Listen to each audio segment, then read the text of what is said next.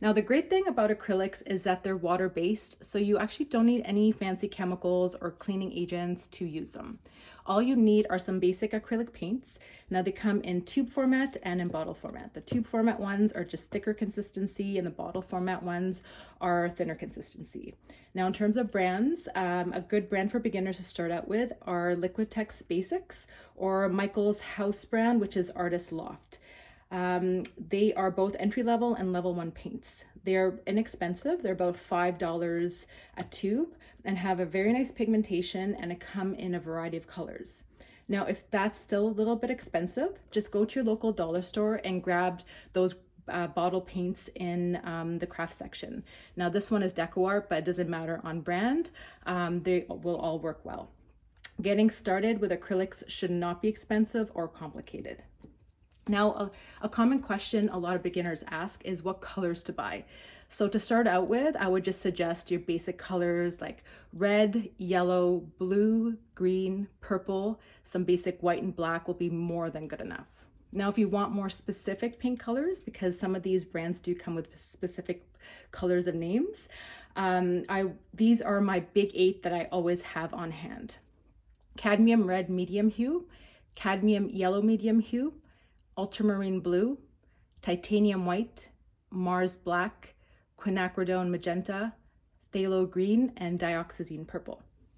Now, the second thing you're going to need once you have your paints is a painting surface of choice, basically what you're going to paint on. Now, here are a few options.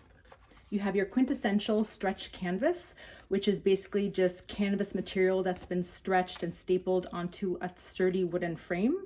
Now, the thing you want to keep in mind here is you want to make sure you buy a stretch canvas that has been primed for acrylic paint. That's just going to make sure that the paint glides beautifully on your canvas. And if it's not primed, it's harder to apply the paint and it can be a little bit scratchy. So just look out for that. Now, you can get these stretch canvases from the dollar store. I bought 2 of these for $1 at the dollar store. You can get them at Walmart, Michael's, and Amazon, and they come in different sizes. So small ones all the way up to like really, really big ones for bigger paintings. Another idea or option is canvas panels. So these are a little bit less expensive, and I grabbed these from the dollar store. They're about $1 each, and basically it's just primed. Again, you want to make sure it's primed for acrylic, so paint glides on nice and smooth. And this is basically just canvas that's been glued onto cardboard. So that works really nicely as well. So another option is mixed media sketchbook. So I grabbed this one from Michael's. And the nice thing with this is you can, when you're just starting out and you just want to start practicing different techniques, this is often a cheaper option. This one costed me about $7, and you get about 30 sheets in it, which works out to be about 25 cents a sheet. The one thing you do want to look out for is you want to get the heaviest weight possible, because acrylic paints are quite heavy. And if you get like a really thin weight, then your pages might warp when the paints are dried on it. So this one in particular was the heaviest weight I can find in this Canson brand, which is 138 pounds. And finally, this is a less traditional, lesser known option, but I want to share it with you. This is basically acrylic paper. So this is kind of like your mixed media, but it's actually specifically made for acrylic paints, and it's super heavy. It's a 246 pound. And when you look at the pages, they're really thick. So if you're working with acrylics that are thick and you're doing a lot of like layering with mediums and a little bit thicker consistency, you want to use this particular acrylic paper rather than the mixed media, which might not be even heavy enough to hold the thicker acrylics.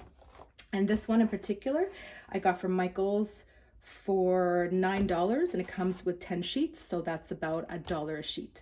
And the nice thing with these acrylic papers is you can take them out of the pad once you're done, and they frame beautifully. And then another fun thing to do is not even using canvas, is you can actually paint acrylics on different surfaces you have around your home. So I painted acrylic on a mason jar I had lying at home, and now I use it for a flower jar. I put flowers in it. You can also just go around your house outside in nature, grab some rocks and paint your acrylic right on your rocks. And Acrylics work really well also on wood. So I bought these wooden, it's a pack like this, some wooden bookmarks from Amazon. I think it was a pack of 100, and then I just customized them with some acrylic paint. So these make really nice gifts or just because. The next painting supplies you'll need are paintbrushes. Buying synthetic basic brushes in a set are always a cheaper way to go.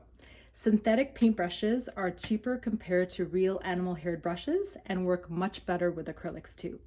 Now this is my favorite set from Artist Loft, which you can get at Michael's. It comes with 10 brushes and a good variety of brush sizes. Now if you're buying another set, you just want to make sure you buy one with a variety of brush sizes.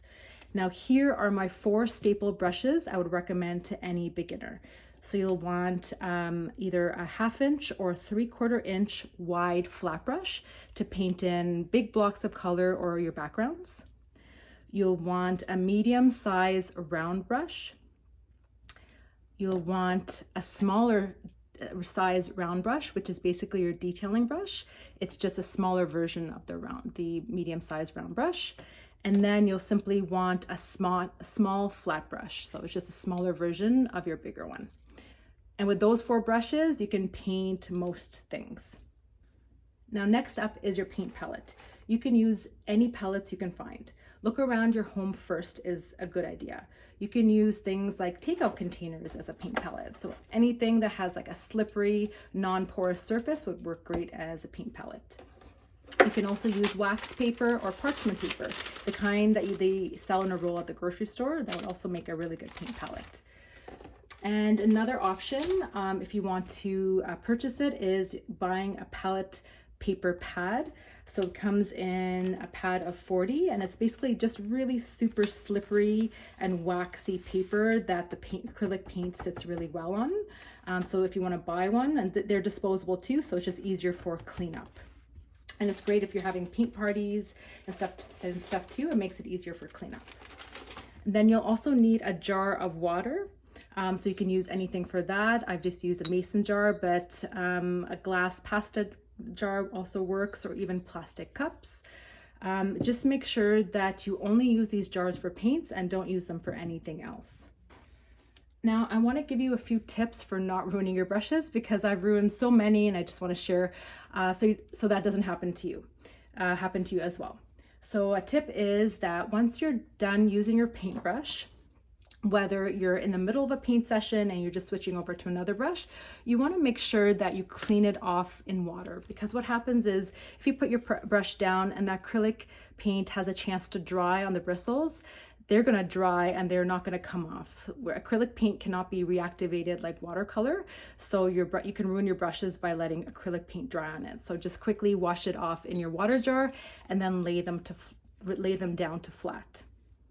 And also when you are done your painting session, to clean them really well, all you need is warm soapy water, and you just want to make sure you work that warm soapy water in between all the bristles, because sometimes the paint is not just on the top part of your bristles, it gets like really in between. So you really want to give it a good swoosh or swirl to get all that paint out. Now, when you've cleaned all your brushes, you do not want to store them like this or like this. You don't want to store them right side up or upside down. If you store them upside down with bristles down, they are going to dry. The bristles will dry a little bit distorted, and it's going to ruin your crisp edges of your brushes. And what happens if you store them upside down right side up like that, the water from your bristles will seep into the ferrule part, and there's glue here that binds the brush to the bristles to the brush, and over time that can soften the glue and this whole piece will come off. And that's happened to me multiple times where I'm somewhere in the middle of my painting and all of a sudden my brush like falls apart on me. So that's not fun, and then it's a waste of money too. So make sure after you paint your painting, or you are in the middle of a painting and you cleaned off your brush, just lay it down flat to dry.